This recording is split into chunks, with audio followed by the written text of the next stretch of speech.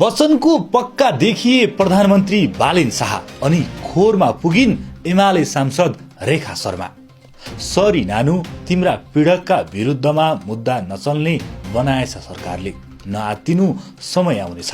यस्तै विभेद अपराध मास्न अनि ती कुकर्म गर्नेहरूलाई तह लगाउन तिमी र तिमी जस्तै नानी बाबुले पढ्न पर्छ, समाजले बुझ्नुपर्छ।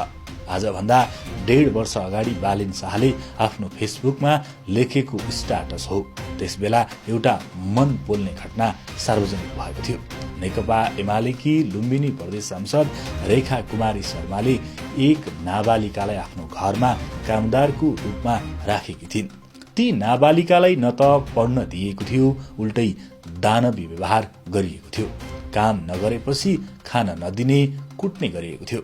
त्यसपछि बालेनको निर्देशनमा ती बालिकाको उद्धार गरियो भने रेखा विरुद्ध प्रहरीमा उजुरी दिएको थियो। उता तत्कालीन प्रधानमन्त्री ओलीको पावरमा प्रहरीले अनुसन्धान नै नगरी घटना लुकाइदिएको थियो। समय बलवान हुन्छ। अहिले बालेन प्रधानमन्त्री बने लगत्तै उनी रेखा शर्मालाई पक्राउ गरिएको छ। गैराती काठमाडौँ उपत्यका अपराध अनुसन्धानको टोलीले काठमाडौँको धुम्बारही स्थित निवासबाट उनलाई पक्राउ गरेको हो। शर्मा एमालेबाट निर्वाचित प्रदेश सभा सदस्य हुन्। सांसद शर्माका श्रीमान चिन्तामणि शर्मालाई पनि पक्राउ गरिएको छ। नाबालकलाई घरेलु श्रमिकका रूपमा काम गराएमा 3 महिना कैद, 10,000 रुपैयाँसम्म जरिवाना वा दुवै सजाय हुने व्यवस्था छ। यस्तै जबरजस्ती काममा लगाएमा 1 वर्षसम्म कैद र 50,000 रुपैयाँसम्म जरिवाना हुने कानूनी व्यवस्था छ।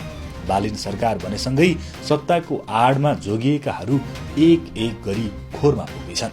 बालेन आफ्नो वचनका पक्का देखिएका छन्। बालेनको एक्सन तपाईहरूलाई कस्तो लाग्यो? आफ्नो प्रतिक्रिया कमेन्ट गर्नुहोला।